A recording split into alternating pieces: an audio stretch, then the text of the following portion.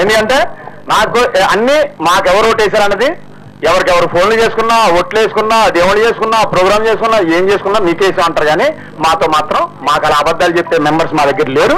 చాలా సంతోషం. కాబట్టి మేము అందరూ ఒకటే. ఇప్పుడు అన్న రాజేంద్ర ప్రసాద్ గారు మాట్లాడతారు.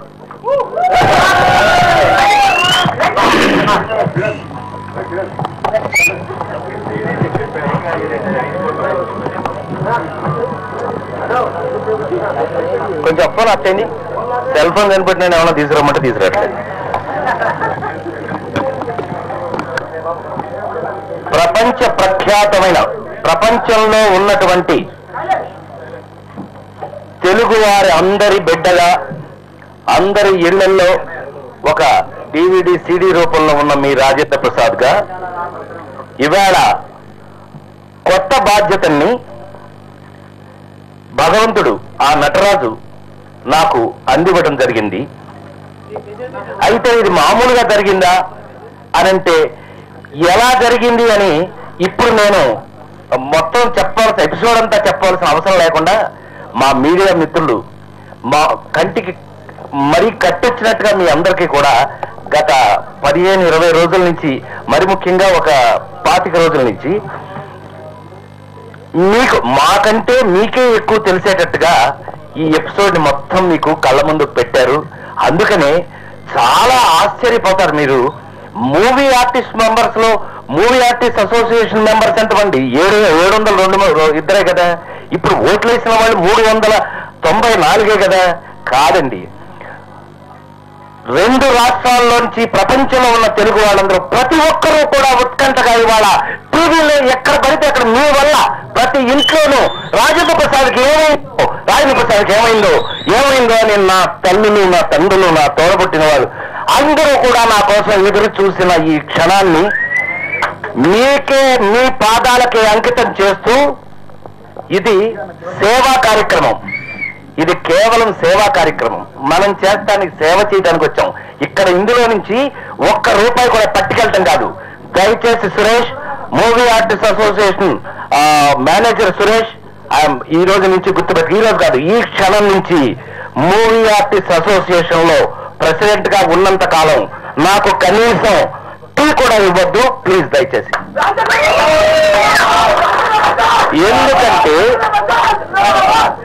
ఎందుకంటే ఇక్కడికి ఒక కమిట్మెంట్ తో, ఒక భగవంతుడి ముందు, ఒక కాదంబరి కిరణం, ఒక శివాజీ రాజా, ఒక ఏడుగు శ్రీరామ్, ఆ మేము నలుగురు ఒక గుడిలోకి వెళ్ళి గుడిలో ఒట్టేసుకుని స్టార్ట్ చేశామని చెప్పినా కూడా నా మీద ఒక ప్యానల్ అంటారు. అదేంటో తెలియదు. దుర్యోధనులాగా, అదే మన కౌరవులాగా చాలా మంది ఉంటారు. ప్యానల్ అనగానే 200 మంది ఉంటారు.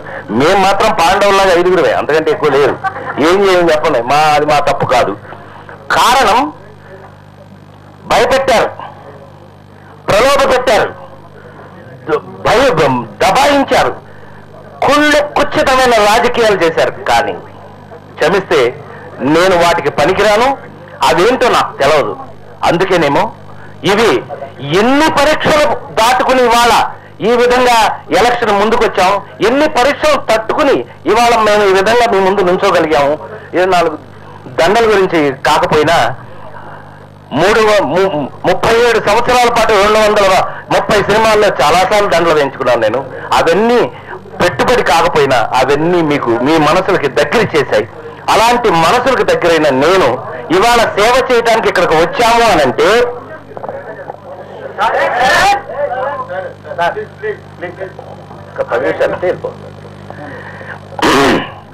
అలాంటి సేవ చేయడానికి ఇవాళ వచ్చాము అనంటే అంటే తప్పేం కాదండి. వాళ్ళకి అంత ఎక్సైట్మెంట్ ఉంది. 20 రోజుల నుంచి వాళ్ళకున్న ఎక్సైట్మెంట్ అలాంటిది. తప్పు వాళ్ళది కాదు. తప్పనడానికి వీలు లేదు ఎవరిని. సో దయచేసి ధర్మయుద్ధం, పాపం అందరూ నా మీద మీరందరూ నమ్మి తీరాలి. వీలైనన్ని అపవాదులు వేయడానికో, లేకపోతే వీలైనంత నా పక్కన ఎవడన్నా ఉంటే వాడిని భయపెట్టి అర్జెంటుగా పారిపోయేటట్టు మీకు తెలుసు కాబట్టి వాళ్ళు కొత్తగా నేను చెప్పాల్సిన పని లేదు. కానీ ఒంటరిగా పోరాటం. పాపం వాళ్ళందరూ అనుకున్నారు దొరికాడు ఒంటరిగా వీడు, మొత్తం అందరం కలిపి అభిమన్యుడిలాగా వేసేస్తున్నాం అనుకున్నారు. కానీ వాళ్ళకి తెలియని ఒక బాధ ఏంటంటే పాపం ఇప్పుడు తెలుసుకుంటారు, నేనేమో నట కిరీటిని అంటే అర్జునుడిని. అది ఇక్కడ ప్రాబ్లం వచ్చింది. అర్జునుడు అంటే మరి ఆరొక్కరు చాలు. చివరికి మోరల్గా చివరికి ఒక రాజా అన్నయ్య నువ్వు వెనక్కి వెళ్తావా? ఎస్, రాజు పక్కన మహారాజు పక్కన ఎప్పుడు పిరికివాడు ఉండకూడదు. పిరికివాడు ఉంటే రాజు ముందుకు వెళ్ళలేడు అని నా వెన్ను తట్టి నా వెనకున్న ఏకైక వ్యక్తి నాగబాబు. సరే, ఈ విషయం తెలుసుకున్న తర్వాత మేము ఎలా ఉంటామో తెలుసు. తోడబట్టకపోయినా ఆ సోదరులు నన్ను పిలిచి ఇంటికి పిలిచి పండగ ప్రసాదం పెట్టి మరి నన్ను, రాజా నువ్వు మంచి చేయదలుచుకున్నావు, గో హెడ్ అంటే ఎవరి గురించి ఆలోచించాడు, నువ్వు మంచిగా ముందుకెళ్ళిపోవాలన్నారు అని మనవి చేస్తూ ఆ యొక్క వాటి యొక్క పర్యవసానమే ఇవాళ మీ ముందు. నిజంగానే చాలా ఆశ్చర్యపోయే విషయం ఏంటంటే, అంటే మామూలు మనుషులు అరిస్తే ఒకసారి తెలుస్తుంది, నటీనటులంటే మరి దేవతలు కదండి వీళ్ళు. మమ్మల్ని చూడగానే మీరందరూ అంటారు కదా. అంటే ఏంటనమాట, మేమంటే మీకున్న ప్రేమ అలాంటిది. ఆ ప్రేమని ఏ మాత్రం గుండెల్లో ఉన్నా ఆ ప్రేమని పణంగా పెట్టి, ఆ ప్రేమతో పాటు నా ప్రాణాన్ని పణంగా పెట్టి పేదవాడనే నటులకు కానీ కష్టపడే కళాకారులకు కానీ పని చేయడానికి వాళ్ళు వచ్చాను. నేనన్న ప్రతి మాటని చేసి తీరుతాను. లేకపోతే నాకు భగవంతుడు నటరాజు నాకు ఇచ్చిన ఈ పేరు అనవసరం. తప్పకుండా ప్రతి ఒక్కరికి కూడా ఏ మాట మర్చిపోయే అవకాశమే లేదు. దాటిన తర్వాత వేరే ఏదో మాట్లాడడం నాకు అవసరమూ లేదు. ఎందుకంటే మీ దయ వల్ల, భగవంతుడి దయ వల్ల నటుడిగా ఇంకా మీ ముందు సన్నాఫ్ సత్యమూర్తిగానే ఉన్నాను. కాబట్టి నేను స్టిల్ ఆన్, నేను మీ ముందు ఎప్పుడూ ఉన్నాను, ఉంటాను. కానీ సేవ చేసే అవకాశం మాత్రం తప్పకుండా మా మెంబర్స్ నాకు కల్పించారు. దానికి కారణం నా తమ్ముడు విజయ్ యాదవ్ లాంటి వాళ్ళు. ఒక్కళ్ళు కాదండి, పేరున విజయ్ చంద్ర గారు, అట్లా పేరున నేను చెప్పాలి అంటే ఇప్పుడు మనకి బహుశా అందరూ ఆకలేస్తున్నట్టు తిట్టుకుంటారు నన్ను. అయినా చెప్పాలి, ఈ పరిస్థితుల్లో ప్రతి ఒక్కళ్ళు కూడా వాళ్ళు మనసుతో నాకు ఎక్కువ ఆశ్చర్యం కలిగించిన విషయం ఏంటంటే, ఎన్ని ఫోన్లండి, ఎన్ని జనరల్ ఎలక్ట్రా ఇది ఏమన్నా ఏమండి మా వాళ్ళు మొత్తం కలిపితే 400 మంది 700 మంది వేరు, అందులో 400 మంది ఓటేశారండి. మా గెలుపు సంగతి అంటే అమ్మమ్మో లేదు, మీరు అలా అంటానికి వీల్లేదు, మీరు గెలిచి తీరాలి.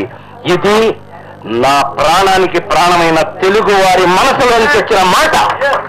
ఆ మాట ఇవాళ నిజమైనందుకు ఆ నటరాజుకి సాష్టాంగ నమస్కారం చేస్తూ, ఈ విజయం నాది కాదు, ఈ విజయం తప్పకుండా ఓట్లేసిన వాళ్ళందరిది. అట్లాగే నా విజయాన్ని కోరుకున్న మీలో ప్రతి ఒక్క ప్రాణానికి మీ అందరికీ కూడా సాష్టాంగ నమస్కారం చేస్తూ,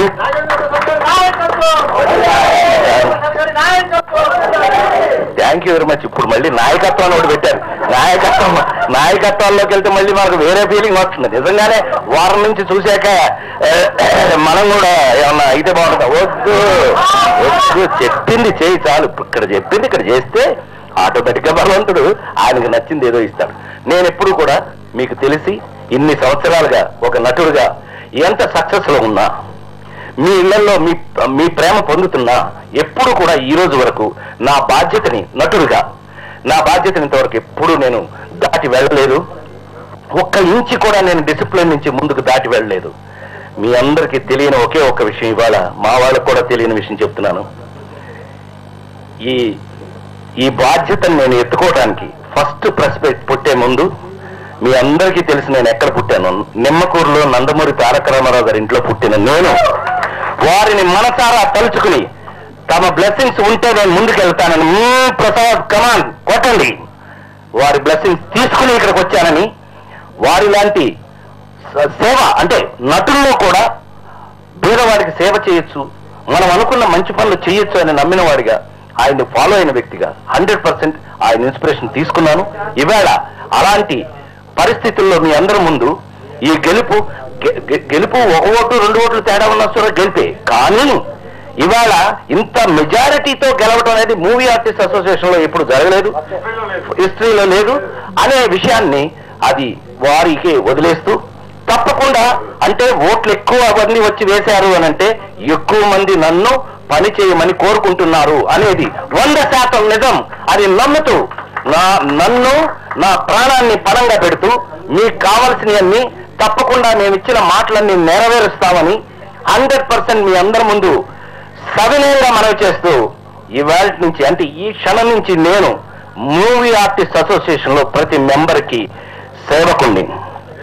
మీ సేవకుడికి మీరు ఎప్పుడైనా సరే ఎలాగైనా సరే ఇదిగో చొక్కా పట్టుకుని అడగచ్చు, అవసరమైతే లేదు ఇదిగో ఇంత శివాజీ గారు పెట్టినట్టు ముద్దు పెట్టచ్చు, లేదా ఇందాక ప్రేమ ఎక్కువైపోయి నన్ను నలిపేసినట్టుగా నలిపేయచ్చు. ఎలా చేసినా కూడా నేను మీ వాడిని మంచి చేయడానికి వచ్చాను. అందరూ నా మిత్రులందరూ కూడా చాలా ఖచ్చితంగా ఇంత ఆనందం పొందుతారన్న విషయం నాకు తెలుసున్నట్టయితే నేను ఎప్పుడు ఎలక్షన్ నుంచి ఉంటాను. నాకు ఈ విషయం తెలియదు.